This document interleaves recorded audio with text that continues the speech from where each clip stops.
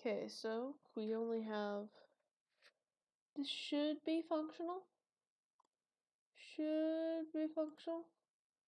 I'm pretty sure. Alright, there we go. Pull this up on second monitor. Notifications. Gotta find myself.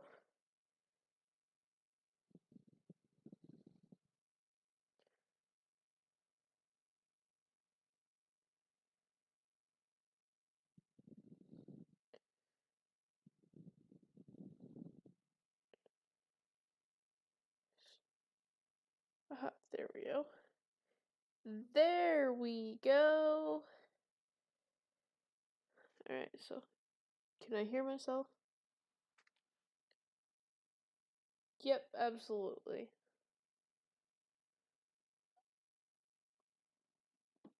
Okay. We've got 2 minutes before anybody will show up at all, if anybody does show up. So, how y'all doing? Anyone that's here?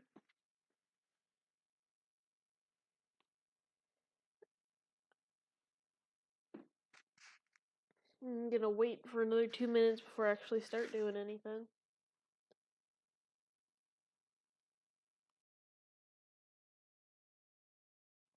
Pardon me.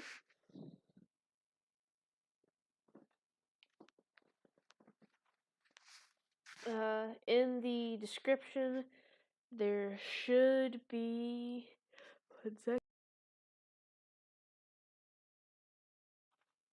In the description, there should be a link if I can figure out where it's at. Warning, open widget L.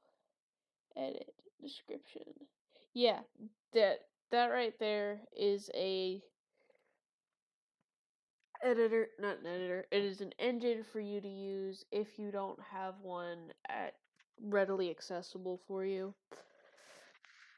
You should be able to just click that link. If not, copy paste should work. You could use it on just about any device as far as I am aware.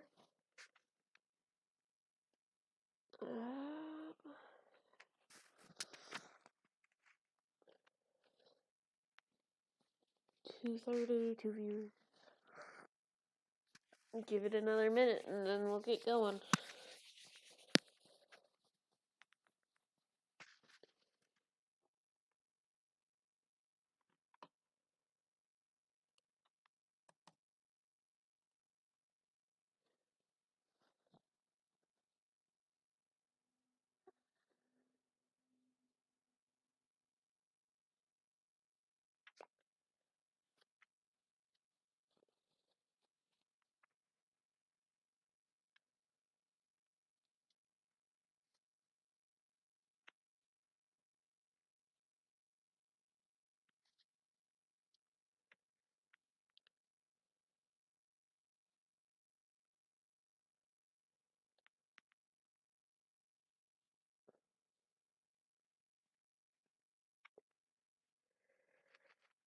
Alright, well,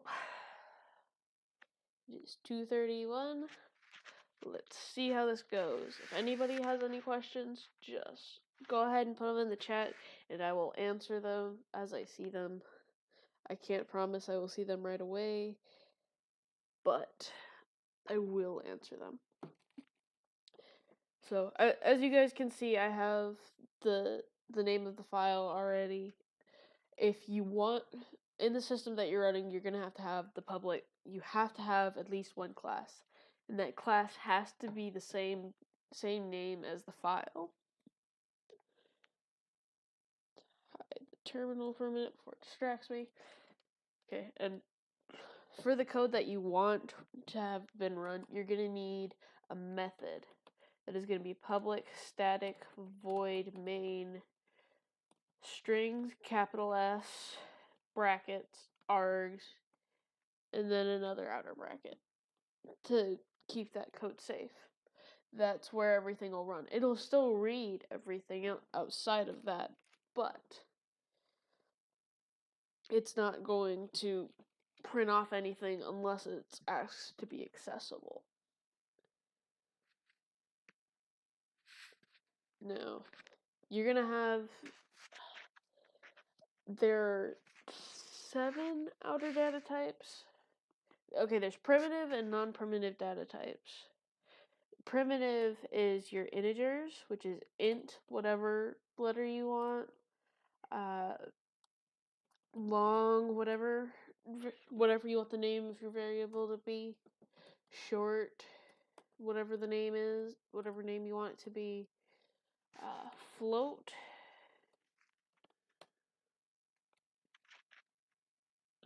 strings, obviously, but it has to be capital F in order for it to work. Otherwise, it'll be recognized as a variable and not a data type. I should keep these together. Byte is the smallest of the integer data types. Move it up here. Okay, so yeah, there are the 5 integer primitive data types, and then for letters you have string and char. The different number type, oh, I missed a number type, which would be double. The different number types each have a separate representation. Byte goes up to 32, int is your double and triple digits, long has, it's a big number. You get a very, very large number. Or if you're expecting a very large number to come out of it. Short, I've never used. I can't tell you anything yet. Whenever I'm coming out of classes and going over this stuff with you guys, I will introduce you to. Float is if you want like a letter at the end of it. For example, like 33.33f or something like that. And doubles is if you want a number with a decimal point, like 83.7. Let's do that, right? Now, you can have you can declare multiple of these variables at the same time. Like, if you just got a bunch of ints, int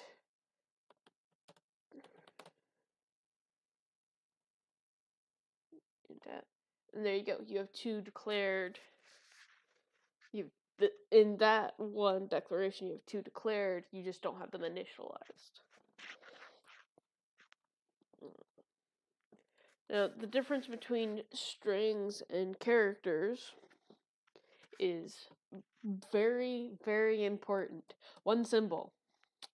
Strings, when you declare them, you have to have quotation marks.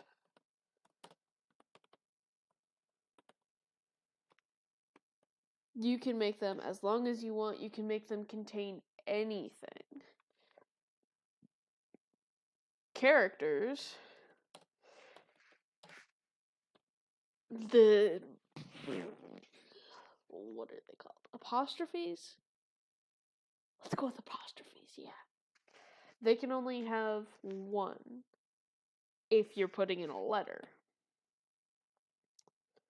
What you could also do is you can use the ASCII table, which I will try to remember to have when we do this again next Friday. You can do something like 65. 65 is capital A. Let me do this real quick. Print G. We're gonna run it.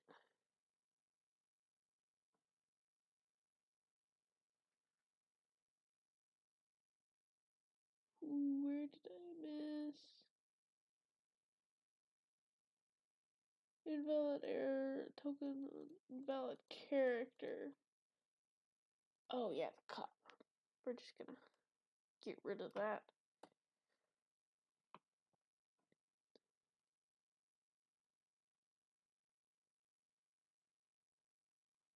Oh, are shorts not a thing? I must have been confusing that for C++. Sorry about that. Okay, so main. Oh. I have to do an import. I forgot about that. Import java.util.star. There we go. That should work now.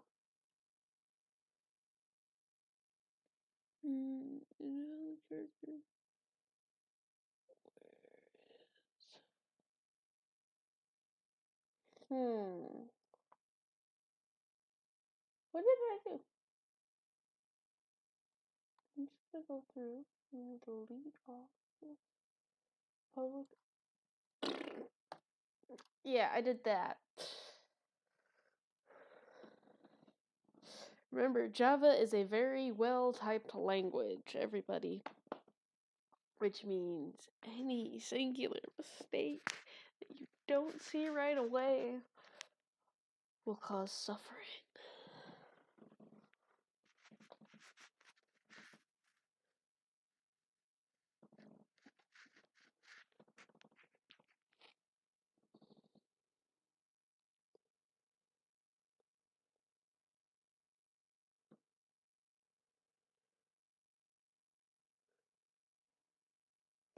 And we are short a person. Great. Which means the only person watching this is me, and only I can talk to myself.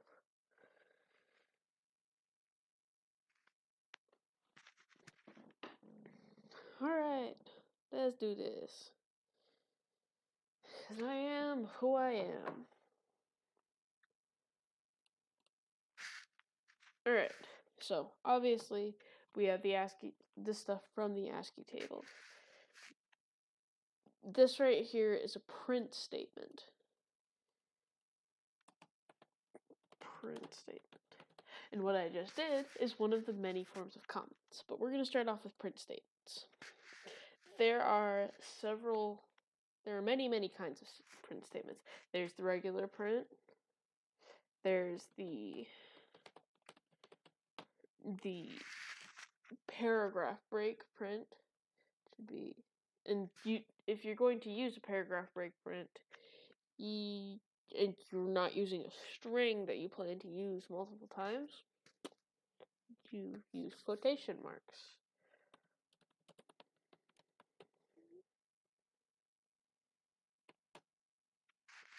And then my favorite format. Now, this beautiful load pane, I have to double check my notes on because I have used it a whole once for a class. And to just say, I'm probably never going to use it except for this.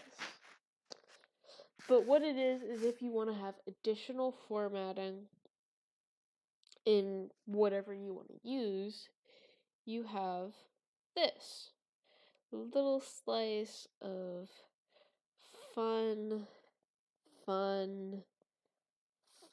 chaos.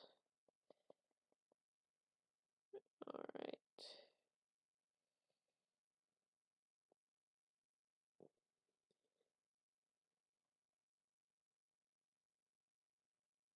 Branching.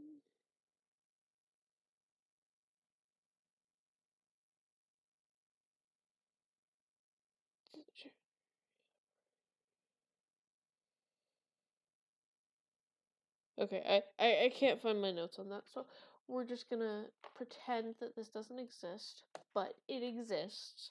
I don't use it, I never will, because if you want that additional stuff, you just go space.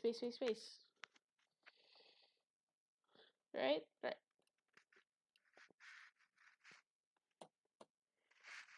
You can use them for a lot of different things, obviously.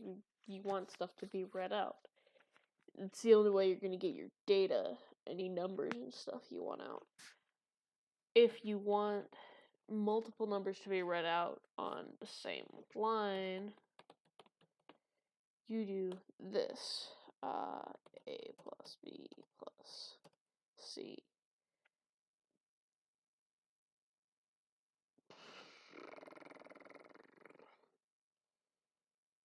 C equals 32. Int equals 9. And then B equals... There we go. Big old number. A, B, C, D, E,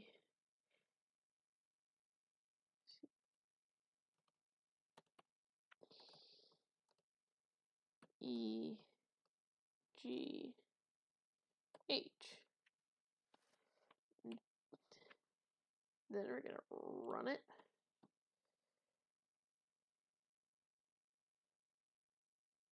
The literal type int.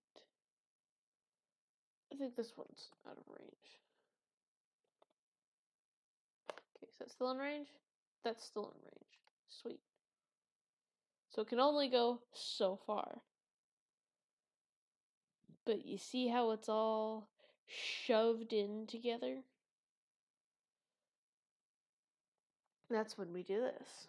Plus space. Or you could use the formatting, but my personal preference would be this. Then you just paste it throughout.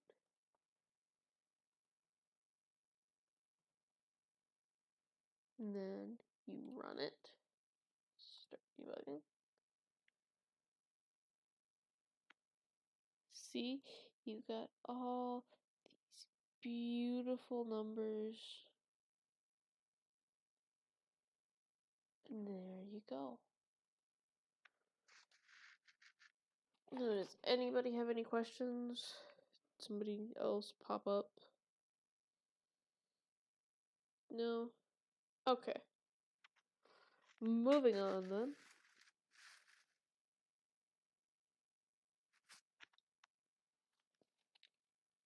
Now we have your switch statements, where you give something an option.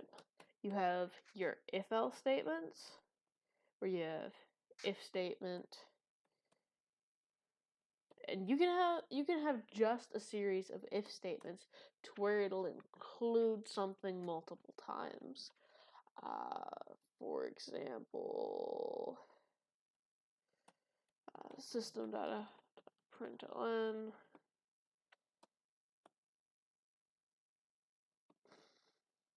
Now we're just gonna give a number, right? We're gonna give it int a equals 80, 831, 813 is what I put. Okay, if, and then you have your condition. The condition is if a is less than 1,000. Yeah, let's do that. And then we can have another if a is greater than 500. If a is less than. So, and then we can do it like, have it give out a result such as println, if I could type,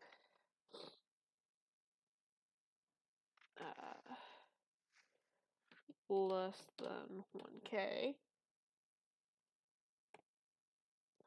Gotta make sure you put those semicolons, everybody. Be sure about those semicolons. System.out.println greater than half a k and 0.5k. And then if a is greater, if a is less than 750, let's do if a is greater than 750 because we know it is. 750 system.out.println 3/4 of 1K.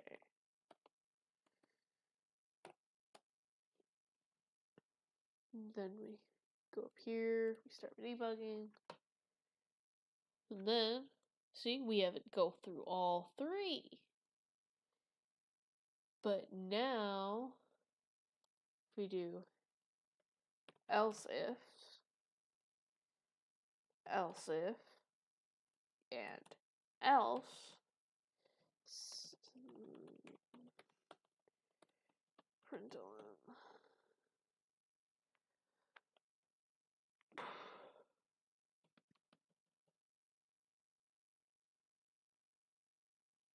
She's less than, I gotta give extra conditions. I gotta give it, okay, so if it's less than 1,000,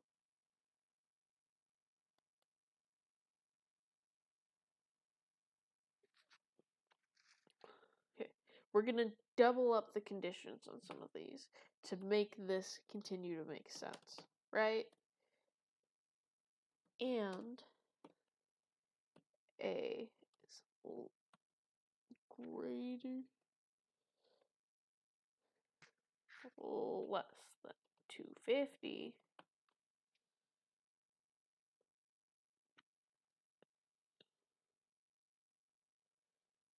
Wait, that's greater than 500.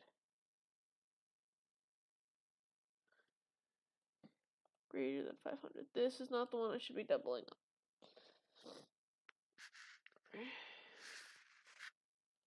This is the one I should be doubling up. We'll go over the symbols that I just made here in a moment. 250. Else, baby number. Double digit number.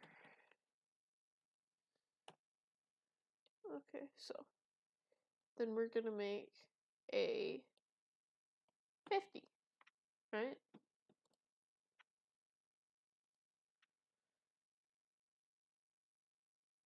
See, double digit number. Because it went through all of those that I just confused myself with, and that's what I got. Now, to go over the symbol that I was using for the tubular if-else statements. There are several operators. You have the double ands, the separations, like these are separate from those, the or, the and, the or,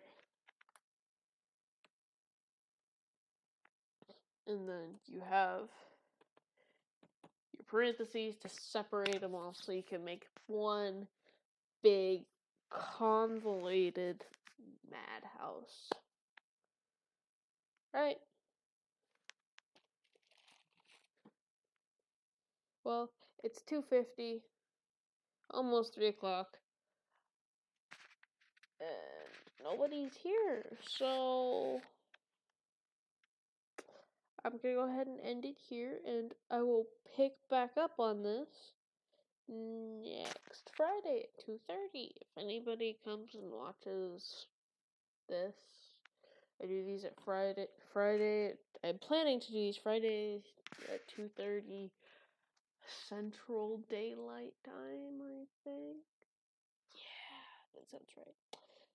Thanks for watching. Take it easy. Aaron Phoenix